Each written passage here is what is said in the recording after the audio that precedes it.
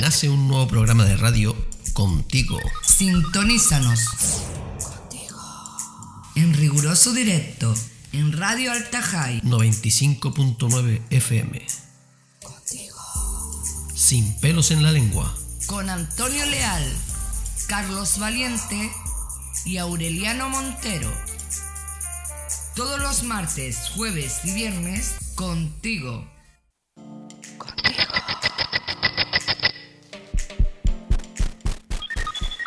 En estos momentos nace un nuevo programa de radio y precisamente creado con la intención de entretener al oyente y de hacerles disfrutar durante 3 días a la semana y 2 horas diarias.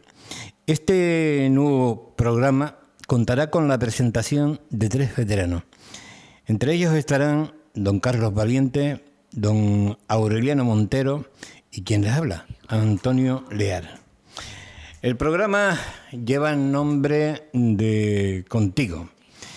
Contigo porque a través de él buscamos estar a tu lado. Queremos estar contigo, haciendo radio y dándoles a conocer todo tipo de noticias, entrevistas, música, y abriremos nuestros teléfonos para poder estar contigo y que tú puedas estar ahí y que nos pueda contar lo que quiera. Señoras, señores, bienvenido a este nuevo programa radiofónico Contigo.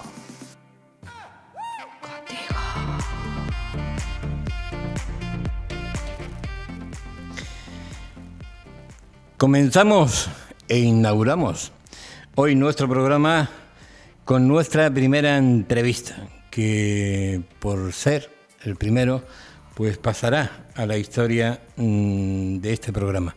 Vamos a intentar conectar con don Marco Hernández, que es parlamentario del PSOE en el gobierno de Canarias. Buenas tardes, Marco, bienvenido a nuestro programa. Hola, buenas tardes, un placer estar con ustedes, Antonio. Marco, ¿cómo estás viviendo esta situación de pandemia? Bueno, pues yo creo que como el conjunto, diría yo, de la ciudadanía, una incertidumbre ante una nueva situación sobrevenida, donde nos creíamos la humanidad que estábamos exentos de cualquier tipo de pandemia de estas características y donde se ha demostrado la vulnerabilidad de la población en su conjunto. Y bueno, pues de aquí pues sacar conclusiones con respecto a esa fragilidad de lo que significa pues situaciones que aún se pueden dar, ojalá esta sea la última, pero se pueden dar y efectivamente el planeta tiene muchas dificultades para hacer frente al mismo. ¿Esta situación de estado de alarma y de confinamiento te hace ver la vida de otra manera, Marco? Yo creo que sí. Yo creo que cuando nos levantamos todos los días, los que nos levantamos temprano y mantenemos una rutina diaria, cuando de forma abrupta esta rutina se rompe, te das cuenta precisamente eso de, primero, la vulnerabilidad del ser humano, segundo, lo poco que somos, y tercero, porque a veces tenemos una serie de metas que cuando vas a la realidad te das cuenta que están muy lejos de lo que realmente necesita el ser humano. Porque quiero decir con todo esto que estas sorpresas que te da la vida en su conjunto demuestra que somos frágiles y que a veces nos consideramos que estamos por encima del bien y del mal. Creo que nos ha hecho, no sé si de alguna forma, poner los pies en el suelo y sentirnos un poco más humanos si cabe. Si esa es la lesión definitiva de esta pandemia, pues sacaremos una lesión positiva. Pero bueno, ojalá no cometamos los errores del pasado en todo caso y sepamos afrontar este futuro incierto que ahora se aproxima. ¿Crees que muy pronto conseguiremos la normalidad de siempre? Yo creo que la normalidad tal como la hemos entendido va a ser difícil mantenerla. Creo que vamos a estar siempre con, digamos, ojo avisor a esta situación. Creo que siempre vamos a tener, digamos, permíteme la expresión, de refilón. Vamos a mirar esta situación y vamos a tenerla siempre presente. ¿Volveremos a la normalidad? Claro que volveremos a la normalidad. La normalidad, intentando sobre todo superar esas estrecheces de mira que a veces también el ser humano nos miramos, es decir, esa visión individualista de las personas, y esa normalidad se recuperará, pero repito, siempre creo que, y ojalá sea así, teniendo en cuenta que hay lecciones que aprender, que a veces se nos pone de enfrente un tipo bueno, como un examen que tenemos que superar, y que si lo superamos esta vez, ojalá sea para aprender cosas y no para cometer errores. Es decir, que tienes temor a que pueda haber un repunte. Yo creo que el temor está, mira, si hay algo que define esta pandemia internacional, este COVID-19, es la incertidumbre. Incertidumbre desde el ámbito de lo científico, que es el que más me preocupa, desde el ámbito médico y del ámbito académico. Por mucho que cerciores, que asesores con personas del mundo, repito, del mundo de la investigación y del mundo científico, te generan muchísimas dudas con respecto a cómo este virus ha actuado. Tienen dudas cómo ha aparecido, tiene dudas cómo reacciona en el cuerpo humano, e incluso tiene dudas de cómo va a reaccionar en el futuro. No sabemos si somos, una vez que lo hemos pasado, somos inmunes al mismo, si dentro de 5 o 6 meses la inmunidad desaparece y por tanto necesitamos que aparezca la vacuna, lógicamente, como parece razonable, para poder estar seguros y sanitariamente tranquilos. En fin, si hay algo, repito, que define esta pandemia es la incertidumbre. Por tanto, a veces por eso cuando se toman decisiones en el ámbito de las administraciones públicas, que estoy convencido de que todos, los ayuntamientos, los cabildos, los gobiernos autonómicos y el gobierno central están intentando tomar las mejores medidas atendiendo a la información que manejamos. Pero repito, esa información a veces no es toda una información ni certera, ni siquiera, digamos, contrastable en muchos de los casos. ¿Y qué le parece a usted de que ahora de repente el BOE se haya convertido en el periódico diario de todo el mundo? Bueno, ayer o anteayer lo hablaba precisamente con algunas personas a través de un chat, y donde efectivamente decíamos si hay alguna ocasión donde la gente más ha leído el boletín oficial del Estado, incluso el boletín oficial de la provincia, es precisamente en este momento. Yo creo que la gente ha leído el boletín oficial de la provincia cuando había algún asunto que le inmiscuía por algún asunto digamos, de expresión pública, de algún suelo, de alguna cosa, pero por lo general esa información es una información que siempre tenemos ajena. Hoy manejamos el BOE porque efectivamente nos damos cuenta que es ahí donde cualquier decreto ley que salga por parte del gobierno, pues bueno, se especifica y se da la información, digamos, fuera puntual para saber actuar en consecuencia. Bueno, pues igual no hemos hecho unos adictos ahora al boletín oficial del Estado, pero en todo caso no viene mal, lógicamente, estar informado, sobre todo cuando tenemos que estar informados de buenas fuentes para actuar de forma consecuente también, para hacer, en este caso, una actitud preventiva frente a la enfermedad. Bueno, Marco, teniendo en cuenta de que la industria turística es el motor económico de las islas, ¿considera usted que es necesario abrir ya los puertos y aeropuertos? A mí me preocupa muchísimo la situación económica. Lógicamente, en esta situación hay dos elementos fundamentales. La parte de la sanitaria, es decir, cómo superar la parte sanitaria. Sin salud no somos capaces de ejercer de trabajador y por tanto de generación de empleo y por tanto de generación de riqueza, y por tanto hay que superar una primera fase y en este momento, en la situación en la que estamos, después de todo el inicio de la pandemia, estamos en la situación de generar la simbiosis entre ese modelo preventivo sanitario y una apertura que debe ser paulatina con respecto a la actividad económica. En el caso de Canarias, que como bien apunta usted, señor Antonio, la actividad turística, que lo supone casi todo en el conjunto de Canarias, que es la verdadera generadora de riqueza, de forma directa y de forma indirecta en el conjunto de Canarias, pues claro, a nosotros se nos antoja un programa complejo. Eso significa que las situaciones complejas económicas automáticamente tenemos que hacer frente a ellas poniendo en riesgo a la ciudadanía de Canarias. Pues yo creo que la ciudadanía de Canarias necesita todas las garantías de vida por haber, para que esa desescalada se haga de forma ordenada, que creo que como se está haciendo, una actuación, yo creo que impecable también por parte del gobierno de Canarias, impecable en el sentido, para que el tránsito de viajeros entre islas y el conjunto del mundo, porque al final somos un punto de destino internacional, se haga de forma pausada, controlable y desde luego monotonizada. Quiero decir con esto que habrá que establecer nuevas medidas que hasta ahora nos parecían asombrosas. Bueno, después del 11M, después de los atentados de Nueva York, bueno, se estableció un nuevo tipo de modelo de vigilancia en cuanto a los trayectos, pero este va a ser totalmente y completamente diferente. Este tiene otro tipo de repercusiones que también tenemos que ser capaces de superarlas. ¿Cómo vamos a hacerlo? Pues va a tener que hacerse de forma paulatina, despacio y sobre todo porque los puertos y aeropuertos son un foco claro y evidente de contagio y de propagación de un virus que, repito, aún teníamos muchas incertidumbres de cómo actúa y de cómo actuará en el futuro. Así que las garantías pasan por el control sanitario, con mucho rigor, con mucho control, donde posiblemente ese pasaporte sanitario, digamos, para que cada turista que venga lo haga con las mejores condiciones, pues será pues, una máxima que tendrá que aplicar el conjunto de las actividades turísticas en el conjunto de Canarias. ¿No considera usted de que deberíamos buscar otros modelos de industria para no tener que vivir siempre, depender siempre del turismo? No me cansaré de decirlo y estoy, 100% a tope con esa afirmación. Llevamos muchísimos años hablando de la diversificación. Y mientras hemos hablado de diversificación, no hemos hecho absolutamente nada por diversificar. Creo que yo, y sobre decirlo, voy a decir de antemano, por supuesto, el modelo turístico es un modelo generador de empleo, generador de riqueza, que no lo vamos a poner en cuestión. Es más, diría que hay que seguir mejorándolo, incorporando mayores estándares de calidad para que nuestros trabajadores también vivan en mejores condiciones. Dicho eso,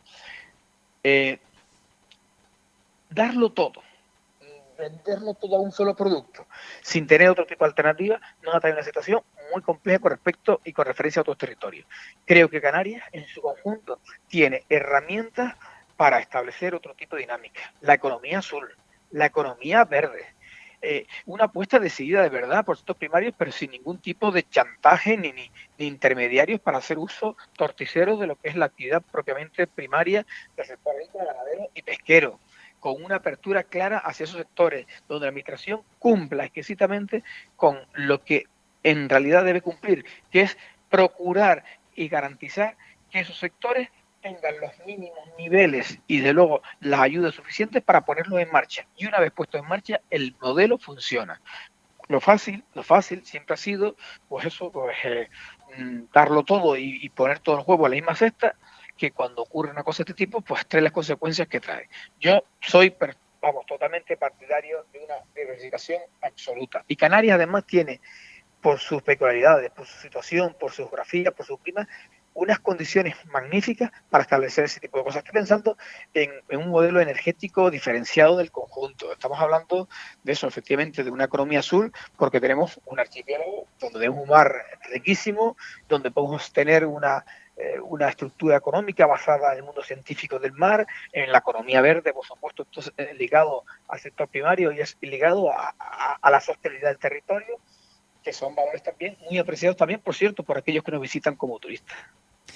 ¿Considera usted de que el gobierno se vio desbordado por esta pandemia?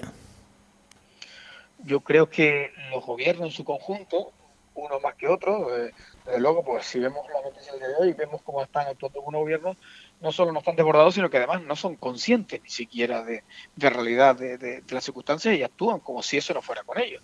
Bueno, pues son gobiernos irresponsables, que no es el caso que nos ocupa a nosotros en el conjunto ni del Estado ni de Canarias. Creo que tenemos gobiernos responsables, que a todos lo que sí ha superado es la expectativa. Todos pensábamos inicialmente que un virus que nace en China iba a quedarse en China. Tenemos esa consideración. El ser humano, por lo general, tiende a tener un concepto, digamos, que aquello que le ocurre a los demás, nosotros estamos exentos de que nos ocurra. Y aquello que ocurre en África le pasa a los que están en África, pues pobrecitos porque están en África y no tienen condiciones, o le pasa en China, que por cierto, para un país que está muy lejano en Oriente y que a nosotros eso no nos llega, pues resulta que nuestras relaciones comerciales internacionales de fluctuación de personas y de viajeros de un lado a otro y de mercancías, conlleva que estamos en un mundo tan globalizado que los virus hoy no se quedan instalados en un solo país y en una sola región, sino que caminan y son dinámicos. Bueno, pues aquello que nos parecía a nosotros que no llegaba, llega. Y aquello que incluso hasta los mismos médicos decían que solamente era una gripe bueno, casi como una gripe, incluso menos que una gripe. Yo recuerdo declaraciones de verdaderos científicos y de verdaderos epidemiólogos, de gente del mundo de la sanidad, donde decían que era una gripe, bueno, con una consecuencia similar a la gripe. Bueno, pues nos hemos dado cuenta que no son similar a la gripe, y por tanto, si a los médicos que son más conocedores las ha desbordado, lógicamente a los gobiernos, pues se puede sentir desbordado. ¿Por qué se siente desbordado? Seguramente porque hemos tenido una apuesta no tan decidida en sanidad pública y en reforzamiento de la sanidad pública, y el desbordamiento principal ha sido el sistema hospitalario. Si el sistema hospitalario tiene respuesta inmediata y no surte efectos contrarios, seguramente estaríamos hablando de otras consideraciones en este momento. Marco, ustedes se habrán enterado de que los ayuntamientos pues se pusieron de acuerdo para suspender todas las fiestas. Pero yo no sé si tuvieron en cuenta que este es un sector que mueve muchísimas, pero muchísimas empresas. ¿Considera usted que las instituciones deberían elaborar planes de ayuda para estos empresarios? Yo creo que todos los empresarios, yo creo que nunca en la historia de España, por ejemplo, en la historia de España, en la historia de Canarias, nunca se ha tenido tan en cuenta por parte de las administraciones públicas un plan de ayuda que está siendo sostenido en el tiempo. Es decir, no solo los ERTE, sino ayudas autónomas y demás. Claro, por tanto, todos los sectores susceptibles, y en eso puede estar los que están en el mundo de la feria, vayamos, todos los feriantes, los que acostumbran a montar un ventorrillo, pero que bueno, no es lo mismo aquel que monta un ventorrillo y tiene una forma de buscarse la vida de ventorrillo, aquel que de forma puntual monta un ventorrillo en una fiesta puntual. Eso son cosas diferentes. O un colectivo que intenta sufragar una serie de gastos a través de un día puntual en una fiesta determinada. Esos son diferentes. Pero aquellos que sí que tienen una actividad continua y que parte de sus entradas anuales está en torno al mundo de las ferias, al mundo de las fiestas y lo que eso rodea, lógicamente hay que tener en consideración porque es una parte más de los que hoy van a sufrir los efectos negativos de esta situación. ¿Considera usted que el techo de endeudamiento de nuestras instituciones ha llegado a su límite? Por lo tanto, podría correr el riesgo de no poder atender las necesidades, las demandas que tiene el pueblo en este momento. Pues yo creo que si una de las cosas que se va a implicar el techo de endeudamiento, en este caso la deuda pública, es precisamente si nos endeudamos para hacer frente precisamente a pues, ese tipo de circunstancias sociales. Yo creo que si hay algo importante a partir de ahora es cómo se va a objetivar y cómo se va a priorizar el gasto público. Creo que no va a haber muchas dudas con respecto a eso. Donde primero está mantenimiento de los puestos de trabajo, del mantenimiento de los salarios de aquellos que hoy están sufriendo esta situación. Estamos hablando de las ayudas que implicará también socialmente a aquellos que peor lo están pasando. Y en fin, yo creo que además el Estado tiene la capacidad, llegaremos al 110, 115%. Hay países, Italia no supera el 115% de endeudamiento, hay países que están muy por encima de ese endeudamiento y que van a tener que seguir endeudándose si quieren seguir bajando digamos, si quieren seguir avanzando con respecto a las políticas que se van aplicando. El asunto es que yo creo que los estados se deben considerar estados cuando tienen una respuesta efectiva, como la que está teniendo en este momento. Yo me alegro que haya estados, no solo el Estado español, sino otros también del conjunto de Europa, que están dando una respuesta, yo creo que muy acertada. Otra cosa diferente es que entendamos, por ejemplo, que Europa pueda aportar mucho más, que yo considero que sí, que pueda hacer un poco más, y estoy convencido que de cara a unas próximas semanas, algún mes más, Europa tomará también decisiones también importantes. Eso también es Unión Europea, eso son administraciones, y la deuda está precisamente los países están para endeudarse, sobre todo para cubrir la necesidad de los que más tienen. Recordamos el 2008, 2010, cuando la crisis financiera, los estados lo que hicieron fue, en vez de estar cerca de las personas, estuvieron cerca de los bancos, dinero que por cierto todavía no han devuelto. ¿Echan ustedes menos los viajes? Se echa de menos efectivamente la rutina del día a día. Es decir, cuando la actividad parlamentaria, con la actividad frenética del día a día en cuanto a las comisiones, en cuanto a los plenos, en cuanto a la incorporación de iniciativas, el debate, claro, cuando eso de forma abrupta, porque más que ese momento para otro se rompe y ya empezamos a hacer todo el día teletrabajo a través de las videoconferencias, que al principio puede estar muy bien como herramienta, pero llega un momento en que te supera y echas de menos, lógicamente, ese contacto humano. Es más, la actividad parlamentaria, sin ese contacto del día a día de cómo negociar las enmiendas de cualquier proyecto de ley, de un presupuesto, si no estás presente, la verdad que bueno, pues se desluce mucho porque no tienes muchos de los mecanismos que tienes para trabajar, pues no lo tienes a tu alcance. Bueno, ya para ir finalizando, Marco, ¿qué consejo daría usted a toda esta población que tiene que volver a la normalidad? Bueno, se han dado los consejos de ámbito sanitario, tipo sanitario, se han dado por aquí o por así, pasiva a lo largo de todo este tiempo. Son los que vamos a seguir teniendo en consideración. A mí me gustaría lanzar un mensaje más de tipo, no confiemos todo a que las cosas están superadas. Las cosas aún no están superadas. Lo decía al principio, este tipo de virus, por la incertidumbre que genera, no somos capaces de adelantarnos a cómo va a responder dentro de un mes, 2 meses, cuando llegue otra vez la época de otoño o con la bajada de temperaturas, si eso va a tener un desencadenante y por tanto mayor proceso de transmisión. Es decir, esa incertidumbre quiero que quien nos escuche aquí en Radio Altajai entienda que no todo está bajo control. Las autoridades sanitarias nos advierten y nos procuran la información para que mantengamos el distanciamiento social como herramienta clave. El lavado de manos, lógicamente, la mascarilla en los lugares muy concurridos, pero sobre todo mucha responsabilidad. Si yo me gusta practicar deporte y voy a un sitio donde sé que está aglomerado 200 corredores, desde luego a ese sitio yo no voy a acudir.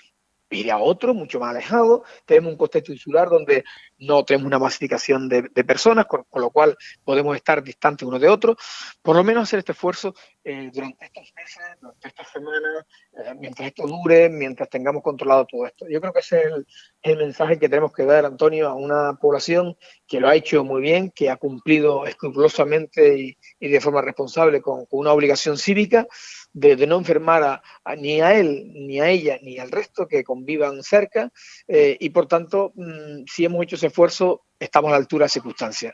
Si tenemos que hacer un pequeño esfuerzo más para rematar la faena y por tanto superar esto, yo creo que es el mérito de una sociedad, repito, comprometida y responsable. Bueno, pues la verdad que muchísimas gracias, Marco. Solo esperamos que desde su parcela como parlamentario siga usted trabajando para mejorar el futuro de esa isla de Lanzarote. Es lo que me ocupa y me preocupa en este momento y lo he hecho siempre. Por tanto, mi compromiso está con la ciudadanía de Lanzarote y con la ciudadanía de Canarias. Y en este momento, más como portavoz de Sanidad, es una materia tan sensible, ¿quién lo iba a decir?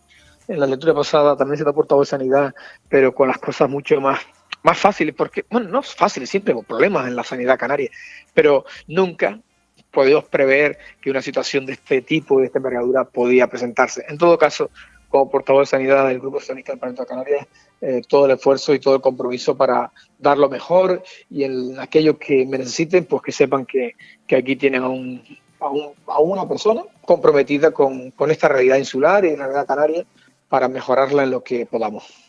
Marco, muchísimas gracias. Un placer. Hasta luego. Hasta pronto. Adiós. Nace un nuevo programa de radio contigo. Sintonízanos. Contigo. En riguroso directo. En Radio Altajai. 95.9 FM. Contigo.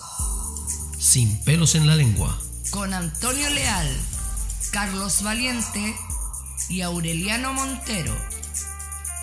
Todos los martes, jueves y viernes, contigo.